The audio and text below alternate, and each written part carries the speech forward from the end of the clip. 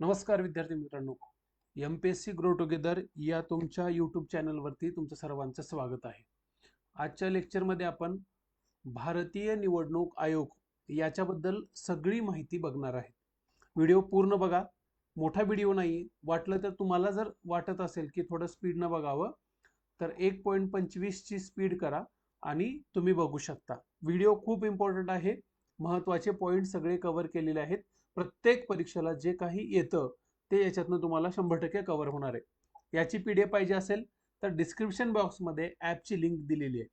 त्या ॲपच्या link download करा आणि फ्री स्टडी मटेरियलमध्ये तुम्हाला मिळून जाईल, किंवा याची PDF तुम्हाला आपल्या टेलिग्राम चॅनलवरती सुद्धा मिळून जाणार आहे.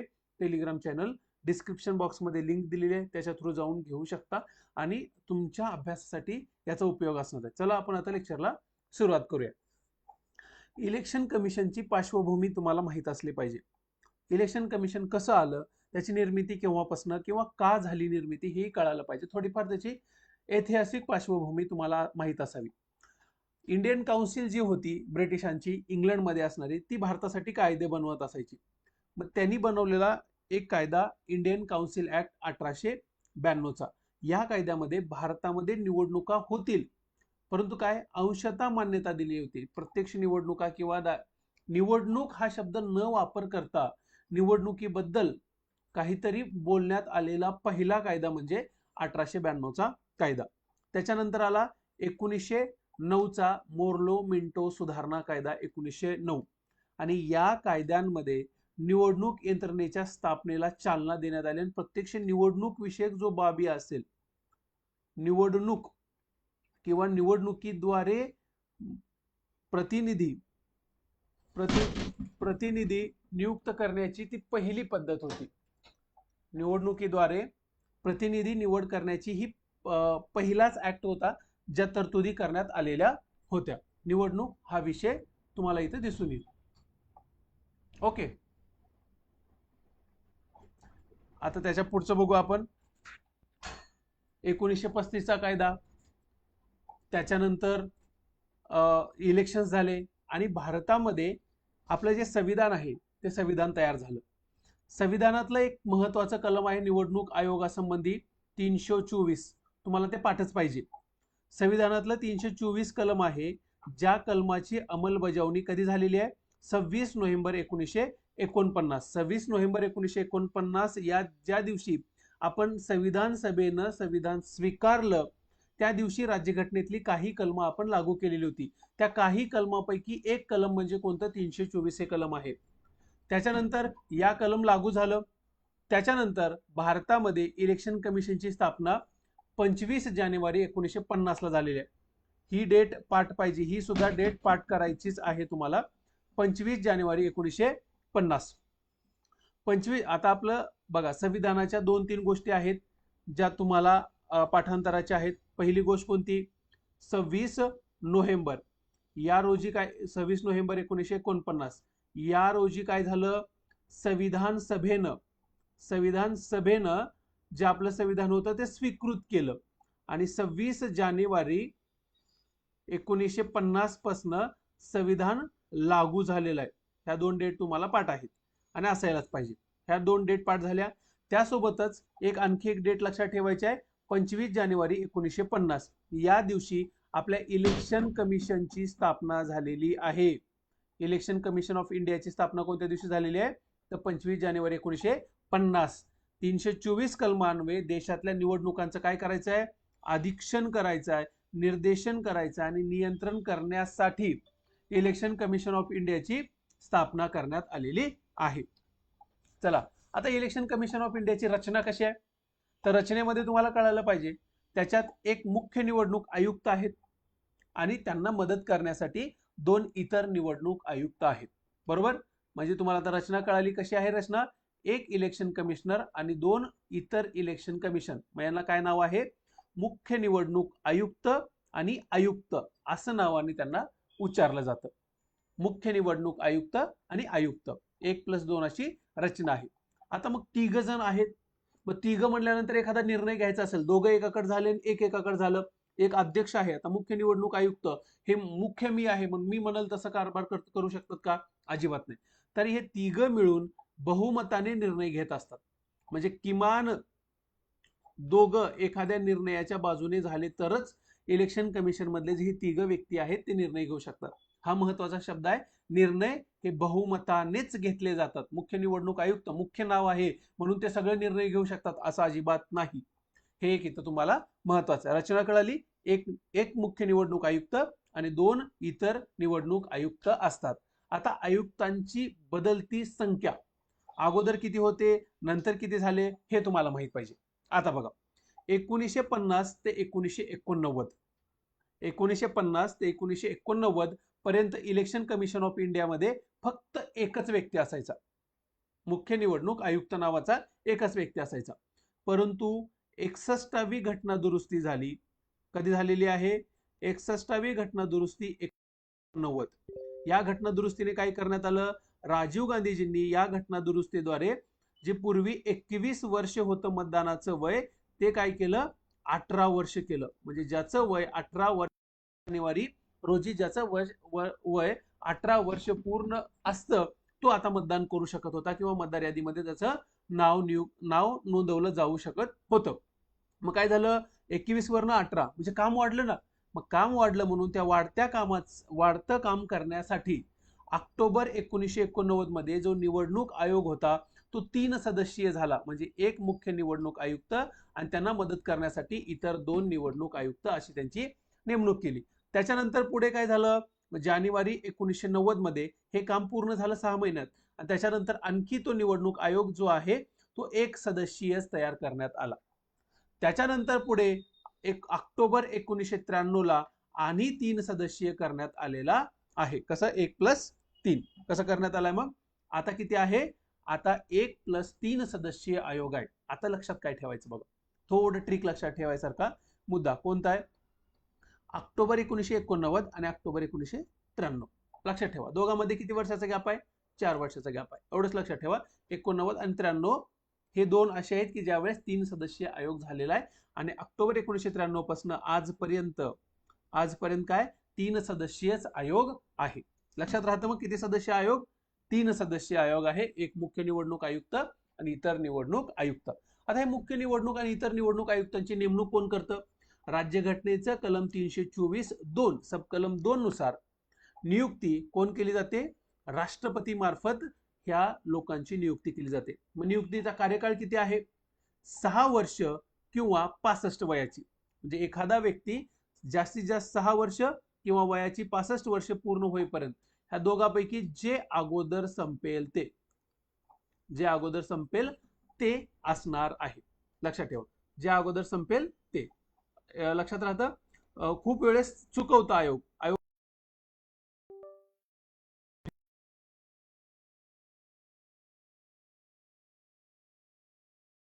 हा पॉइंट पट करून ठेवायचा. 6-65 यापैकी जे अगोदर संपेल त्यानुसार त्यांचे निवृत्ती होते. आता बघा शपथविधी. नियुक्ती राष्ट्रपती करतात, बरोबर. नियुक्त झाल्यानंतर त्यांना शपथ घ्यावी लागेल, तर शपथ सुद्धा माननीय राष्ट्रपती देत असतात. मग हे शपथ कुठं आहे? त्या शपथांचा नमुना कुठं आहे? तर राज्यघटनेचं ते 3री अनुसूची आहे.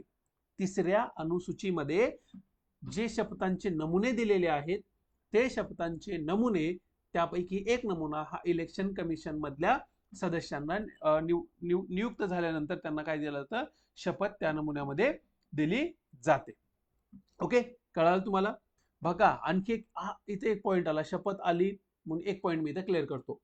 राज्यघटनेमध्ये फक्त तिघांच्याच शपथा कलमामध्ये दिलेल्या आहेत.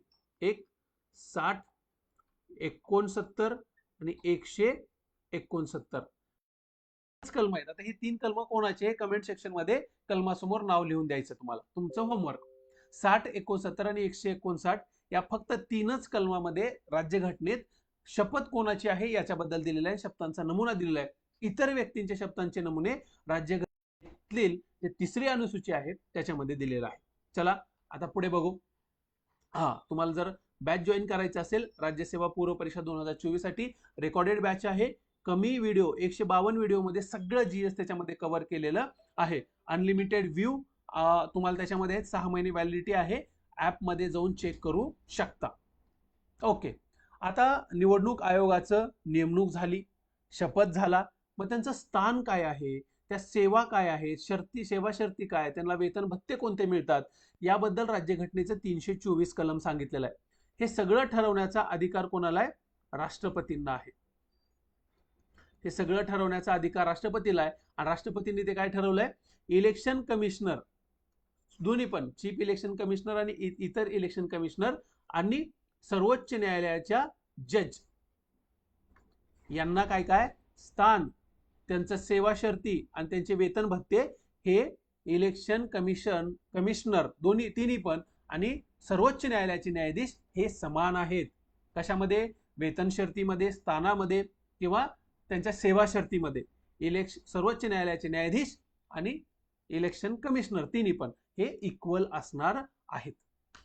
आता बघा, तर इलेक्शन कमिशनरला काढून टाकायचं असेल, आता इथे एक लक्षात ठेवायचं, फक्त ही जी पद्धत आहे ना ती मुख्य निवडणूक आयुक्त चीफ इलेक्शन कमिशनर यांच्याबद्दलची ही आहे. आता बाकीचे दोन असतात त्यांची मी नंतर सांगेल तुम्हाला. आता जर आपला मुख्य निवडणूक आयुक्तांना, म्हणजे आता कोण आहेत भारताचे? राजीव कुमार साहेब, हे सध्या चीफ इलेक्शन कमिशनर आहेत. तर यांना जर पदावरून काढायचं ठरवलं तर कोण काढू शकतात? राष्ट्रपती काढू शकतात. ज्यांनी निवड केले, नियुक्ती केले, ज्यांनी शपथ दिले त्यांनी काढतात. आता काढायचं असेल तर कारण लागतील, विदाऊट कारण काढता येत नाही. दोन कारण आहेत, एक अकार्यक्षमता किंवा सिद्ध झालेलं दुर्वर्तन आणि अकार्यक्षमता, या दोनच कारणावरनं मुख्य निवडणूक आयुक्तांना पदावरून दूर करू शकतात. करायचं असेल तर काय? सर्वोच्च न्यायालयाच्या न्यायाधीशांना ज्या पद्धतीनं काढलं जातं त्याच पद्धतीनं किंवा त्याच प्रोसिजरनं काय करावं लागतं? मुख्य निवडणूक आयुक्तांना काढावं लागतं. मग यांना काय संसदेमध्ये ते ठराव पास करावा लागतो. हे सगळी प्रोसिजर तुम्हाला इलेक्शन कमिशनरची माहित आहे. नसेल तर आपण आणखी एक वेगळ्या लेक्चरमध्ये ते घेऊया. आता मग राष्ट्रपती काढून टाकत असतात. आता हे झालं मुख्य निवडणूक आयुक्तांना काढून टाकायची पद्धत. आता इतर जे दोन, एक आणि दुसरे जे इतर निवडणूक आयुक्त आहेत त्यांना काय? यांना जर काढायचं असेल तर यांची शिफारस लागते. यांची काय लागते? शिफारस. मुख्य निवडणूक आयुक्तांच्या शिफारशीवरून राष्ट्रपती या किंवा इतर निवडणूक आयुक्तांना पदावरून दूर काढू शकतात. हे त्यांच्याबद्दलचं आहे. चला पुढचं. आता निवडणूक आयोगाची कामं बघा. देशामध्ये निवडणूक आयोगाची कामं 3 भागामध्ये विभागलेली आहेत. एक त्यांचे प्रशासकीय कामं आहेत, त्यांचे सल्लागारी कामं आहेत आणि अर्धन्यायिक क्वासी ज्युडिशियल सुद्धा कामं ते करत असतात. आता त्याच्यानंतर निवडणुकामध्ये कोणत्या निवडणुका घेतात? इलेक्शन कमिशनर मार्फत राष्ट्रपती, उपराष्ट्रपती, लोकसभा, राज्यसभा, विधानसभा, विधान परिषद यांच्या निवडणुका घेतल्या जातात. मग कोणत्या घेतल्या जात नाहीत? स्थानिक स्वराज्य संस्था, मग त्या नागरी आणि ग्रामीण या दोन्हीही निवडणुका इलेक्शन कमिशनर घेत नाही. तर कोण घेतं? हे राज्य इलेक्शन कमिशन हे घेत असतं. स्थानिक स्वराज्य संस्थाच्या चुकवतं इथंच. निवडणूक घेणं, ह्या 6 निवडणुका घेणं. पुढचं काम काय? राजकीय पक्षांना मान्यता द्यायचं.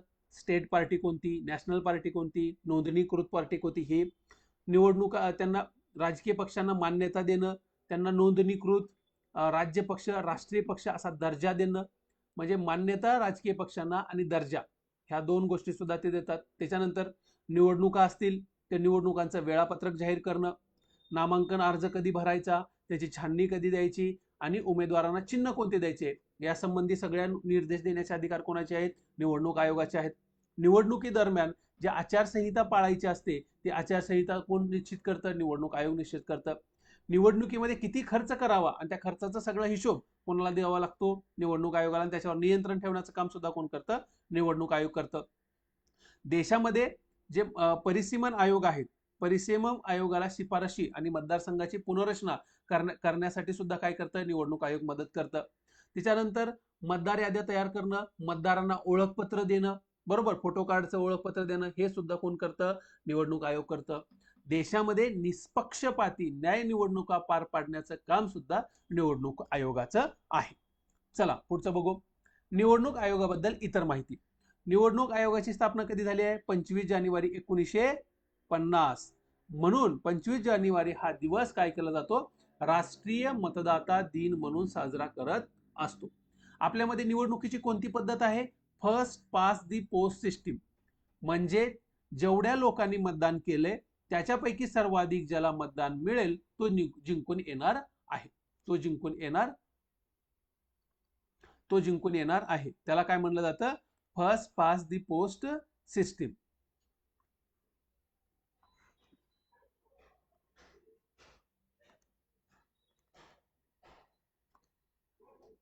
एक मिनिट.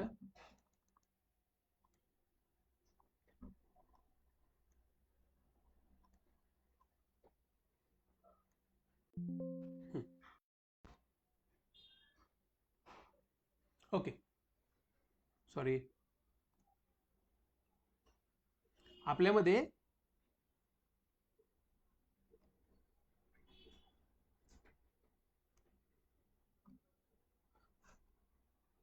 थोडं टेक्निकल प्रॉब्लेम झालाय, आपण काहीतरी करू. हा, राष्ट्रीय मतदाता दिवस कधी असतो, 25 जानेवारीला. काय सांगितलं, त्याची स्थापना दिवस आहे म्हणून. फर्स्ट पास दी पोस्ट सिस्टीम म्हणजे काय, कितीही मतदार असले परंतु ज्या लोकांनी मतदान केले, प्रत्यक्ष मतदान केलेल्या लोकांपैकी ज्याला सर्वाधिक मतं पडतात तो निवडून येतो आपल्यामध्ये, आमदार, खासदार किंवा कोणत्याही इलेक्शन मध्ये. तिला आपण फर्स्ट पास दी पोस्ट सिस्टीम म्हणत असतो. त्याच्यानंतर निवडणूक कालखंडामध्ये जे जिल्हाधिकारी असतात त्यांना काय म्हणतो आपण, निवडणूक निर्णय अधिकारी सुद्धा म्हणलं जातं. आणि इलेक्शन मध्ये ही शाई लावलं जातं बघा. आताच तुम्ही सगळ्यांनी इलेक्शन वगैरे मतदान केलं असेल तर आपल्या बोटाला जी शाई लावलेली असते, त्या डाव्या हाताच्या त्या बोटाला जी शाई लावलेली असते ती लवकर मिटत नाही किंवा खोडून टाकता येत नाही, पुसता येत नाही. तर ती कशापासून बनवलेली असते, सिल्वर नायट्रेट पासून बनवली असते. आणि ही शाई कुठे तयार होते, मैसूर पेंट अँड लिमिटेड या कंपनीमध्ये ते तयार होत असते. चला पुढचं बघूया. निवडणूक आयोगासंबंधी जे महत्वाचे काय आहेत कलम आहेत ते आपल्याला माहित पाहिजे.